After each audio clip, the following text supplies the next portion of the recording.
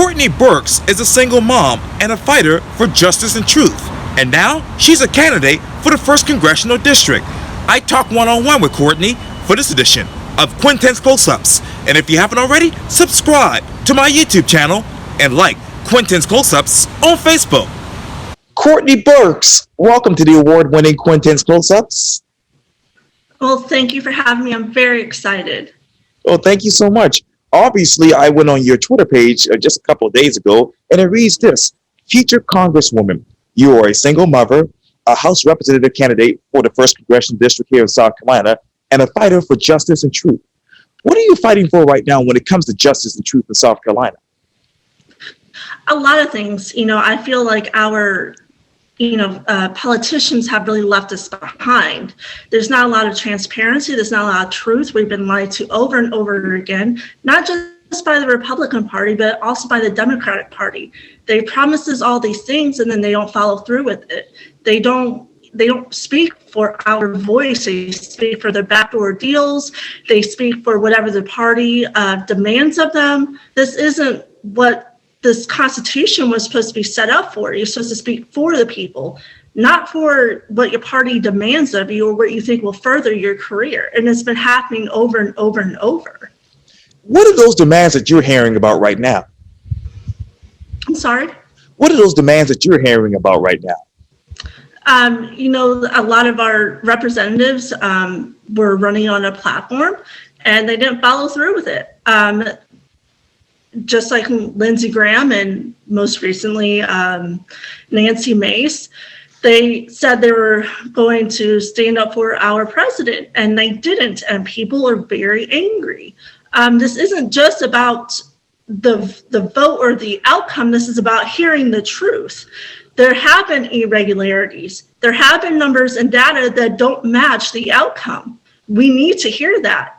Whether it was Joe Biden winning and, how it is now, or whether it's Donald Trump losing the election or winning the election, that doesn't matter. If there were irregularities, if there were things that don't make sense with the data and the numbers and the evidence and videos, our elections are part of what makes us us. It's been the foundation of our republic.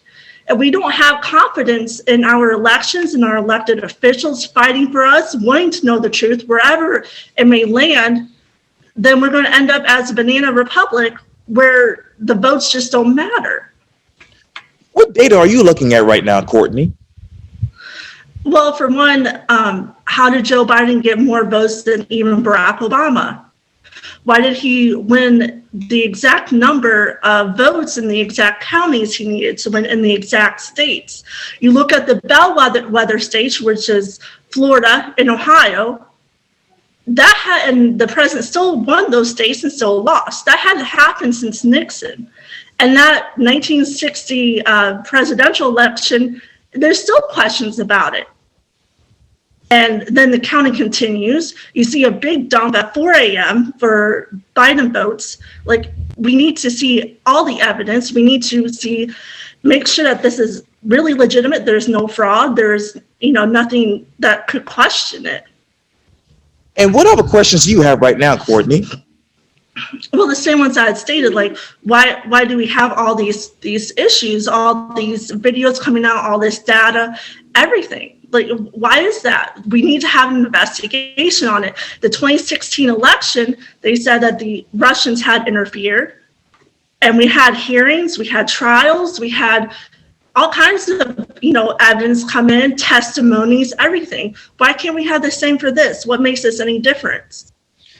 And who do you think in 2020, who had interference that is in this particular election? It's not really, just one thing. It's just lots of things. I think that there were a lot of people who wanted to see an outcome. And like I said, whether it was Donald Trump winning or losing, if there are irregularities, if there are things that don't make sense with the data and the numbers, we need to look at that. It's important. And if you were in Congress today, right now, Courtney, where would you start with your investigation? Well, I would honestly start with like all the states that didn't had some irregularities as far as ballot harvesting, videos of where these things came from, the people who were involved, why Republican poll watchers were not allowed in the same room. We saw people holding up cardboards for so that way we couldn't overwatch the election process happening. You just need to start from the bottom and work your way up, because that's where the truth will lie, somewhere in the middle and somewhere in the end. Yes, ma'am. And let me go back to what you said on your Facebook page. You said this quote: "Our politicians have lost faith in us. We are Americans, not Americans. We have inalienable rights granted to us by God, not man. This is why I am officially running for District 1 of South Carolina." What are those inalienable rights right now that you want to uphold in Washington? Just our Bill of Rights, freedom of speech, due process, right to vote. I feel like a lot of these liberties that we have are slowly being taken away. We're censorship now of Twitter, banning conservative voices, while China, who is committing genocide against their own people, and the Ayatollah Khomeini, who says death to Jews, death to America, they still have their Twitter pages up. It's not just freedom of one, it's freedom for all. You cannot just say, we don't like what you say, you can't be here. That's not what America's about. America's about ideas, exchanging these ideas, even if you disagree with them. We need more voices, we don't need less. Otherwise, we just become an echo chamber of things we want to hear. And that's not how you solve problems. That's not how you find solutions. And who would you work with in Congress right now to find solutions so that everyone can have their freedom of speech? Well, honestly, we need to start with our own party. Our own party is very, the GOP is very fractured. We need to start with them to band together. If you have a party fractured, you don't really have a chance of reaching over across the other aisle. Then I would start with some of the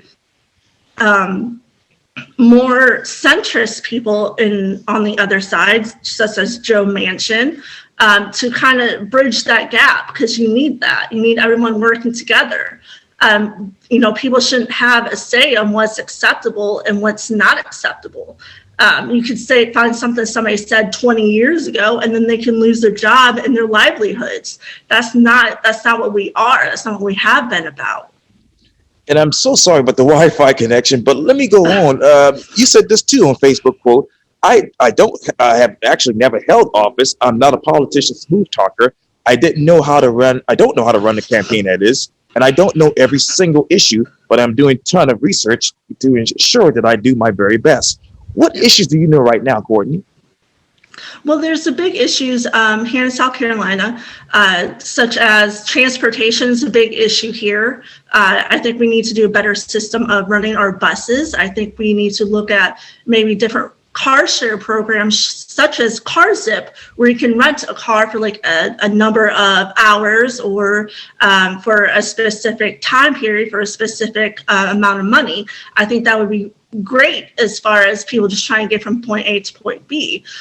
We should probably look at some kind of like rail system that would reach the entire low country, so that we don't have as many people on the roads, we don't have as many cars, we don't have as much congestion.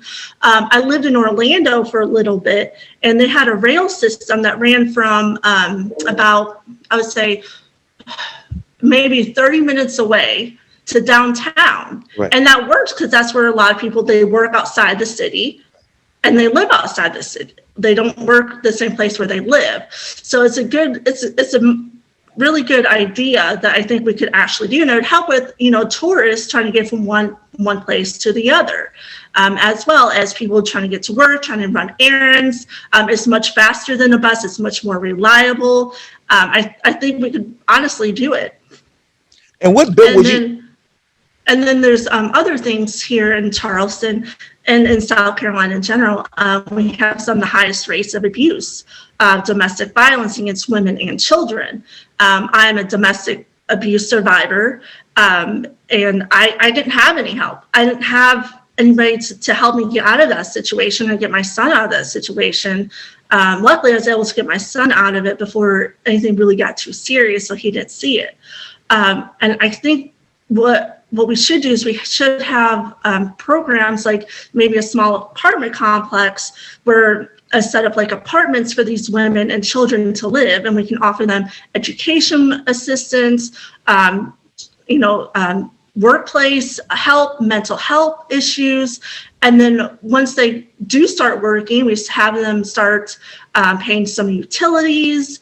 And then as time goes on, they pay a little bit more. And then we assist them in finding a home outside of that place. And we assign them a caseworker to check up on them, make sure they're okay for a certain number of months. That way it would help them transition from having a certain mentality and lifestyle into having a healthy one that would help them and their family overall. Nationally, we have a lot of issues as well, such as spending. The spending is absolutely out of control. We have things like we have, programs where the government granted $25,000 for the Alabama watermelon queen promotion. $65,000 to find why bugs are attracted to light, $750,000 for a soccer field for inmates at Guantanamo Bay, $800,000 to build an IHOP in Washington, D.C. Do we really need those things? We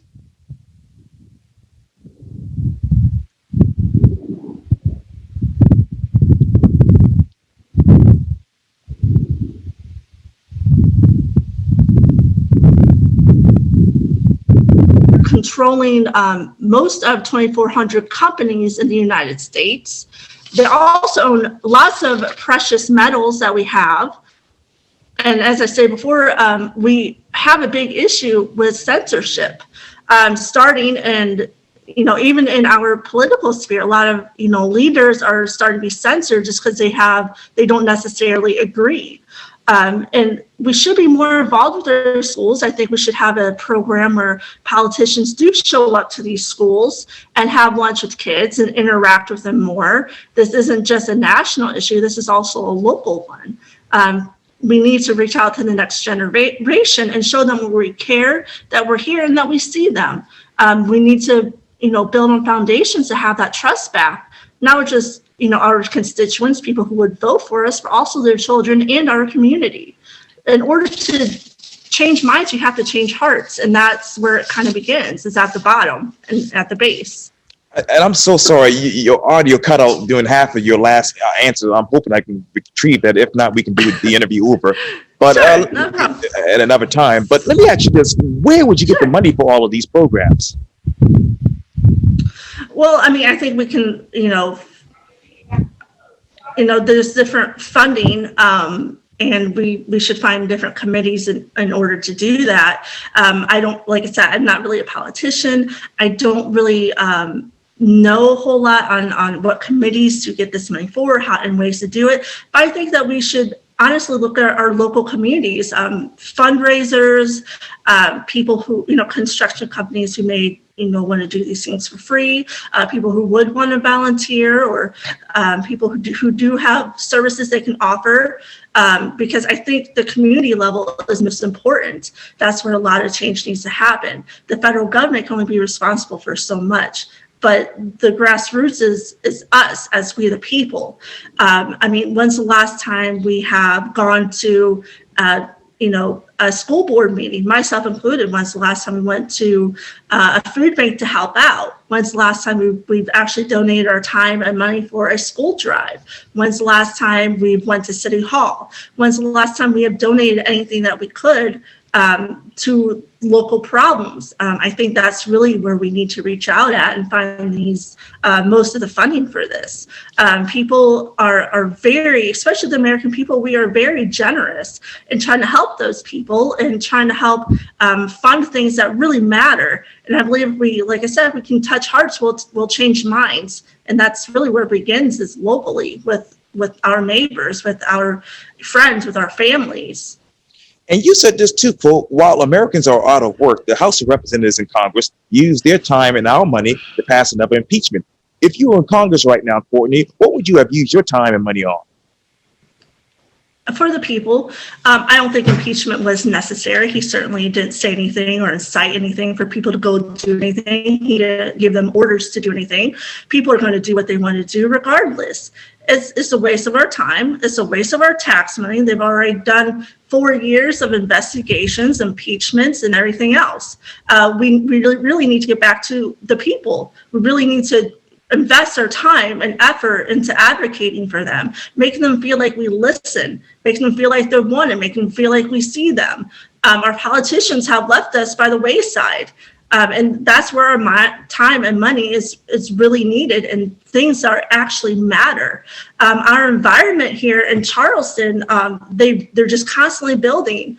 They are, the maritime forest in Sullivan's Island is being destroyed because people who own beach houses want a better view of the beach. And there's the marshland on Waterfront Park that is being torn down to build what? A hotel. So all that marshland, all that wildlife is just going nowhere. The filling in marshland, and that's causing a lot of problems. I believe that actually has a lot to do with the flooding here.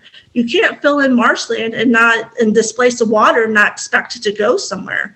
And also gentrification is a big issue here in town too. Historic Black communities like Remley's Point in Mount Pleasant, Mitchellville and Hilton Head, the Charleston's east side, they're being bought up and these people are being displaced. And the mayor, in fact, actually wants to do a revitalization of Upper Meeting Street to make it, more like downtown where you have bars and restaurants and shops. Well, a lot of those people live on Spurl Avenue near there. So what's that going to do to them? That's going to raise their property values, raise their taxes. The people who live there are going to be displaced by higher rents because the people who own the houses will have to pay higher taxes. And where are they going to go to? Somerville, Goose Creek, Mox Corner. And there's no transportation system up there really for them that's reliable. And a lot of these people do take bus. I used to take the bus all the time to get to and from work. I'd wake up at 4 o'clock in the morning, walk to the bus stop to get to work by 7. So I know I've been through it, and these people need a place that's protected and without being developed and worry about their homes being taken away from them. And nobody's really addressing these issues, and they're big issues because these communities should be protected. These historically Black communities should have some kind of federal protection for them, and certain rules in place to make sure that doesn't happen. What bill will you draft in Congress? I would draft, bills to protect American companies from being bought out by foreign interests. I would, fund bills to where we should protect minority communities that have been historically African American or Latino, or even Asian, because it is important that we preserve their history. So they have, their own, they have a place where they can pass it down to their children, their grandchildren, and it can stay in the family. I would pass laws to help us be more involved with our schools, with our communities, in order to really have a community feeling among, people who live here locally. And let me ask you this, what is the current property value in the Upper Meeting Street area? Honestly, I'm not sure, but I will definitely look into that because that is important. That is something that really needs to be known in order to have a comparative of what it is now versus what it could be after that revitalization plan is put into effect. And you talked earlier, obviously, about President Trump. Let me go to what you said on Facebook. You said this quote: I will not pull my president rhetoric. The fact is, he will be our president. I pray he does the right thing, and I pray he will lead our country into the light of God. We're all on the same plane, and we shouldn't have hope the captain fails. What right thing has he done so far in his last remaining days in office? That really wasn't toward President Trump. I do think he has been. I don't agree with everything he does or everything he says. Obviously, he has a very gruff attitude. I think people could definitely argue that. But but he has had a good meaning of we need to peacefully get along. We need to unite as a country. I think that's right. But that was more toward President Biden. Okay. In 2016, there are a lot of people saying, not my president. He is our president. Whether we agree with it or not, he is our president. Biden's our president. I don't like it, but he is our president. We do need to pray for him. We do need to pray for our country that, it does prosper. And we are all on the same plane. We shouldn't hope that the captain crashes the plane and because we just don't like him. We're all in this, whether we agree with the president and what happened or not. I didn't like in 2016 when people did it, and I really don't like that the right is kind of doing it now. It doesn't really solve anything. And what particular plans that the incoming president have right now that you currently agree with and that will actually help the 1st Congressional District? I haven't really seen too much from him that I think that I agree with that would really help us. He hasn't really said a whole lot as far as his plans mostly involve immigration, healthcare, things like that. I haven't really heard anything that I think would really help us in the Low Country. I think the longer his administration does go on and evolves, I think that would become more apparent. And you said this quote, I don't have big party money, but I do have the determination to give the district someone who really wants to get the people back in power. Why are you that person? Because I know the people. I'm just a regular person. I came from a very poor background. My father was a Vietnam vet. He was an alcoholic. He was abusive. I was placed in and out of foster homes my entire childhood. My mom abandoned us when I was 2. I had to help my dad deliver newspapers at 4 a.m. every single day while going to school in the rain, sleet, snow up to my knees. I really have had a lot of struggles. I'm a single mother of a 9-year-old whose father passed away a year and a half ago. I've done a lot of things to where I can really relate to people. I know what the people are going through, and I really want to connect with them and find out what's important to them. And that's really missing from our government. They don't really see us as people, they see us as a vote. Both sides are guilty of this. And Republicans, they come to us every 4 years, every 2 years, whenever the next election is, says, vote for us, because if you don't, you'll get socialism. So then when we vote for them, they don't really do anything, don't really give any fight back. And a lot of times they go along with the Democratic Party. That's not what we voted them in for. It's been happening for about the past 50 years. And I'm just don't really have a lot of political savvy, but I do have knowledge. I used to, listen to talk radio with my dad. We used to watch CNN, Fox News, MSNBC.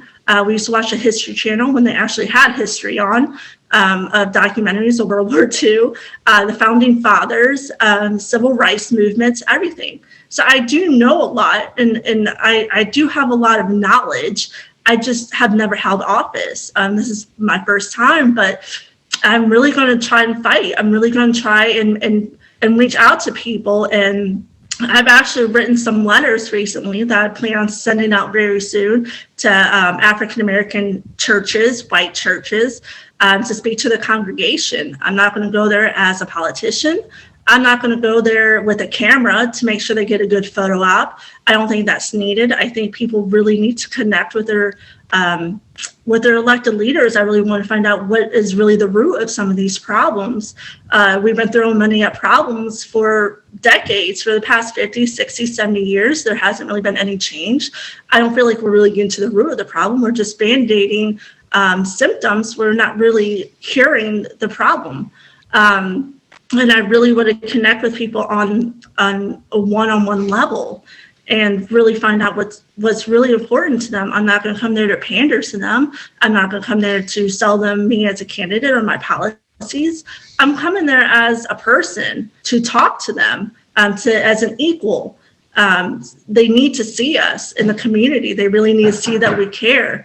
I mean, when's the last time that we've seen our politicians in a school just visiting school children, making that connection with the next generation. When's the last time we've seen any of our Congress people, you know, in any of our churches try to make that one-on-one connection? When's the last time we've seen any of our people actually out in the community doing like a school drive or a canned food drive or even a clothing drive?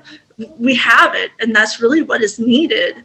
A lot of time they spend their time in Washington and spend very little of it out in the community with the people that they are supposed to serve.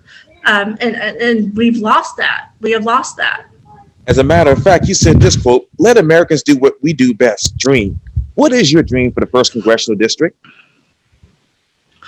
My dream is, you know, for people to be able to run their own businesses without political interference from the government.